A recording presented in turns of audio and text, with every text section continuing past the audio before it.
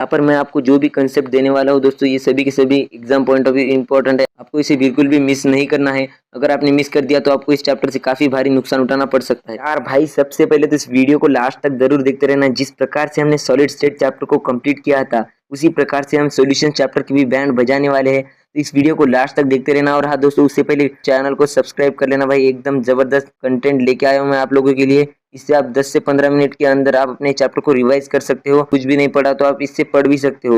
Video को like कर देना है। और देखिए, इस प्रकार से मैंने सारे कंसेप्ट को इंक्लूड किया है। तो चलिए भाई, सबसे पहले बेसिक डेफिनेशंस देख लेते हैं, जो आपको 1 मार्क्स के लिए पूछी जा सकती है। 1 मार्क्स से लेके 4 मार्क्स तक जो क्वेश्चन बनेंगे, मैं आपको सभी की सभी बताते हुए चलूंगा। तो आप लोगों को मेरे साथ इसे याद करते हुए चलना है। इस प्रकार की चीजें आपको सीधे याद करते हुए चलनी है। समझने समझाने का टाइम अभी नहीं है हमारे पास। 10 मिनट के अंदर इस चैप्टर को कंप्लीट करना है। चलिए देखिए, अभी सबसे पहले सॉल्यूशन क्या है।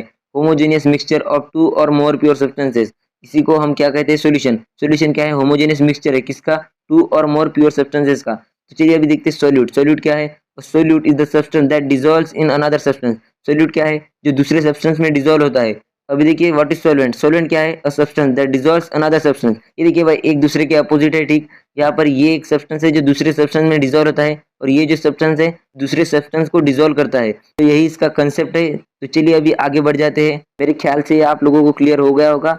अगर क्लियर हो गया है तो कमेंट बॉक्स में इसे आप एक बार लिख दीजिए। आगे बढ़ जाते हैं।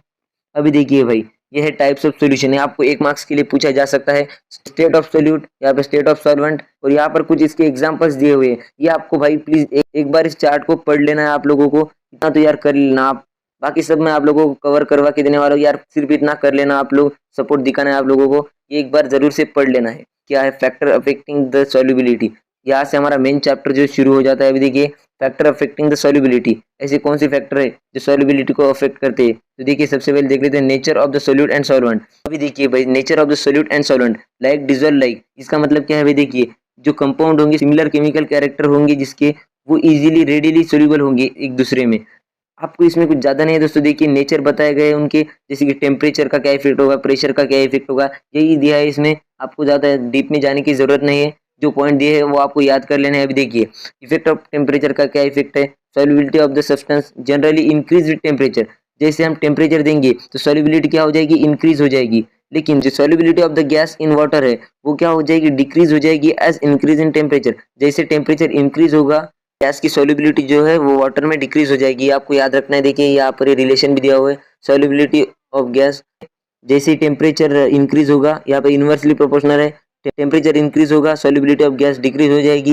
मेरे ख्याल से आप लोगों को क्लियर हो गया रहेगा। आपको ये याद कर लेना है। अभी देखिए, आगे बढ़ जाते हैं।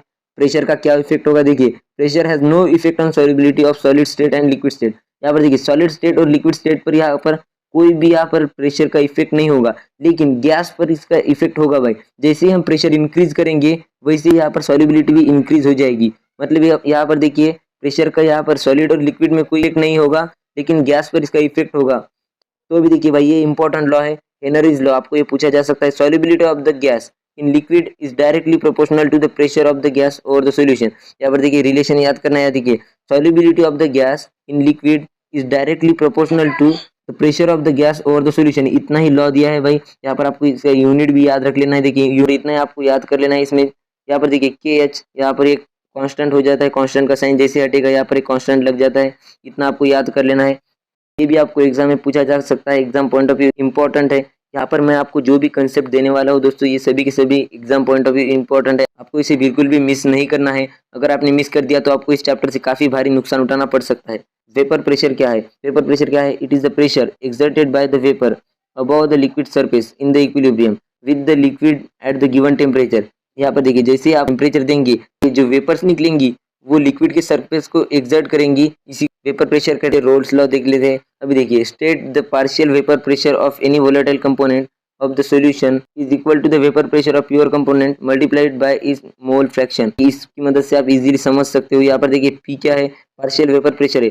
Partial vapour pressure of any volatile component क्या है, equal to the vapour pressure. यहाँ पर देखिए, vapour pressure of the pure component and its multiplied by the mole fraction. ये आपको याद हो गया तो ये आपको अपने आप याद हो जाएगा। आप देखिए दोस्तों, मैं आपको यहाँ पर डीप में नहीं समझा सकता, क्योंकि हमको यहाँ पर चैप्टर को जल्दी से कंप्लीट कर लेना है। यहाँ पर वही रिलेशन आप अभी दिया है, लेकिन P1 और P2 में आपको डिवाइड किया है। अगर हमें P निकालना होगा तो क्या होगा, P1 प्लस P2। यहाँ पर P की वैल्यू P की जगह पे पुट कर देंगे, P2 की वैल्यू P2 की जगह पे पुट कर देंगे। अभी देखिए यहाँ क्या होगा, यही हमने सेम यहाँ पर वैल्यूज पुट कर लिए है। x1 की वैल्यू क्या होगी, x1 plus x2 equal to 1 होता है, तो x1 की वैल्यू क्या हो जाएगी, 1 माइनस x2। तो देखिए यहाँ पर यही बताया गया है। अभी हमने सीधी सीधी यहाँ पर ये वाली वैल्यू x1 की जगह पर पुट कर दी है। अभी देखिए क्या होगा, यहाँ पर जैसे हम इसको ब्रैकेट ओपन करेंगे मतलब मल्टीप्लीकेशन करेंगे, P1 नॉट यहाँ पर एक बार P1 नॉट हो जाएगा, x2 के साथ अगर मल्टीप्लाई होगा तो P1 नॉट x2 हो जाएगा। यहाँ पर जैसे का तैसे हमने उतार लिया है। अब देखिए जो माइनस P1 है यहाँ पर हमने पुट कर लिया, और जो ये इसको ब्रैकेट में क्लोज कर दिया, और x2 जैसे का तैसा वहाँ लिख दिया, और यहाँ पर जो P1 नॉट था वो यहाँ पर प्लस में जैसे का तैसा लिख दिया। तो यही रिलेशन था इसमें, तो आपको एक बार प्रैक्टिस कर लेना है। Ideal solution and non ideal solution, ये भाई इंपॉर्टेंट है, एग्जाम पॉइंट ऑफ व्यू आपको एक बार देख लेना है। ये देखिए आइडियल सॉल्यूशन क्या है। आइडियल सॉल्यूशन एक ऐसा सॉल्यूशन है जो ऑबे करता है रोल्स लॉ को, और इसमें कोई हीट इवॉल्व नहीं होती। There is no volume change when the two component forming an ideal solution, volume भी चेंज नहीं होता जब two component ideal solution form करते हैं। यहाँ पर देखिए volume does ideal solution is equal to the sum of volume component mixed. देखिए दोस्तों ये आपको एक बार पढ़ लेना है। यहाँ पर अभी देखिए नॉन आइडियल सॉल्यूशन क्या है, ये ठीक उसका अपोजिट है। यहाँ पर देखिए ये एक ऐसा सॉल्यूशन है जो रोल्स लॉ को ऑबे नहीं करता।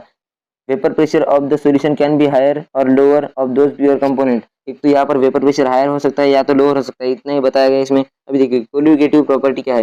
कोल्यूगेटिव प्रॉपर्टी यहाँ पर देखिए एक इंपॉर्टेंट कॉन्सेप्ट है। यहाँ पर देखिए इसकी डेफिनेशन क्या होगी, the physical property of the solution depends on the number of solute particle do not on their nature. यहाँ पर देखिए सोल्यूट पार्टिकल पर जो प्रॉपर्टी डिपेंड होती है और जो नेचर पर डिपेंड नहीं होती है उसी को हम कोल्यूगेटिव प्रॉपर्टी कहेंगे। तो ये आपको ये याद कर लेना है।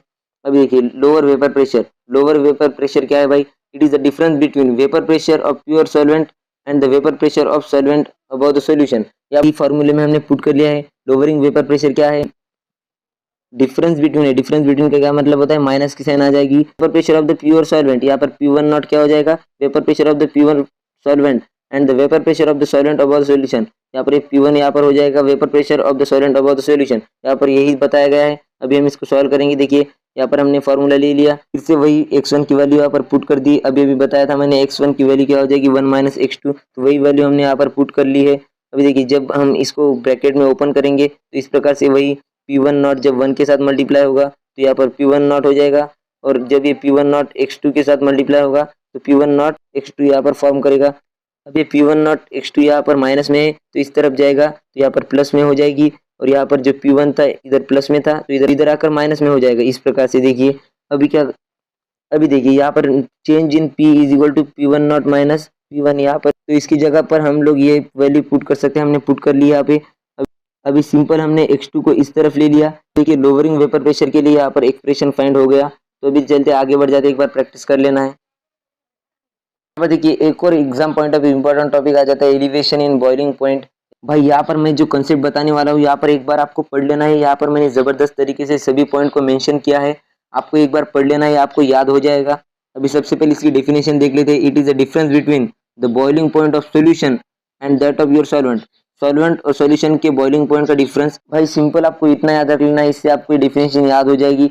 इसमें TB नॉट क्या है, boiling point of pure solvent, क्या है बॉइलिंग पॉइंट ऑफ सॉल्यूशन। ये आपको सिंपल से ये देखिए इब्यूलोस्कोपिक कांस्टेंट, ये एग्जाम में आपको पूछा जा सकता है, POQ में काफी बार पूछा गया है। तो आपको सिंपल सी डेफिनेशन देख लेनी है इसकी।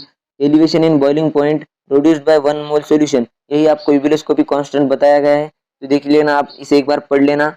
Difference between freezing point of pure solvent and solution, pure solvent और सॉल्यूशन के बीच का डिफरेंस, इसी को हमने क्या कहा है, depression in freezing point. Cryoscopic constant, ये भी आपको एग्जाम में पूछा जा सकता है, PYQ में काफी बार पूछा गया है। वही सेम डेफिनेशन है, depression in freezing point produced by 1 mole solution, उसी प्रकार से हमने ये भी कवर कर लिया। ऑस्मोसिस क्या है, एक इंपॉर्टेंट टॉपिक, काफी बार एग्जाम में पूछा गया है। ऑस्मोटिक प्रेशर क्या है, it is the minimum pressure that is must be applied on solution to stop the phenomenon of osmosis. Osmosis को स्टॉप करने के लिए एक मिनिमम प्रेशर दिया गया है, उसी को हम ऑस्मोटिक प्रेशर कहते हैं। अभी देखिए आइसोटोनिक सॉल्यूशन क्या है, आइसोटोनिक सॉल्यूशन एक ऐसा सॉल्यूशन है जो सिमिलर ऑस्मोटिक प्रेशर है, इसी को हम आइसोटोनिक सॉल्यूशन कहते हैं। आपको एक बार याद कर लेनी है सभी की सभी चीजें। ठीक है, हाइपरटोनिक और हाइपोटोनिक सॉल्यूशन क्या है, if two solution having unequal osmotic pressure then the solution having higher osmotic pressure. दो सॉल्यूशन को अनइक्वल ऑस्मोटिक प्रेशर रहता है पर हायर ऑस्मोटिक प्रेशर लग जाता है, इसी को हम हाइपरटोनिक सॉल्यूशन कहते हैं। जिस सॉल्यूशन में लोअर ऑस्मोटिक प्रेशर है उसी को हम हाइपोटोनिक सॉल्यूशन कहते हैं। अभी देखिए reverse osmosis, degree of dissociation में आपको सिर्फ रिलेशन याद रख लेना है। चैप्टर यहाँ पर आपका टोटली खत्म हो चुका है, आपको इतने ही टॉपिक इसमें पढ़ लेने हैं। ये इसके बाद इस चैप्टर से आपका एक भी क्वेश्चन नहीं कटेगा। तो चलिए मिलते किसी नेक्स्ट वीडियो में।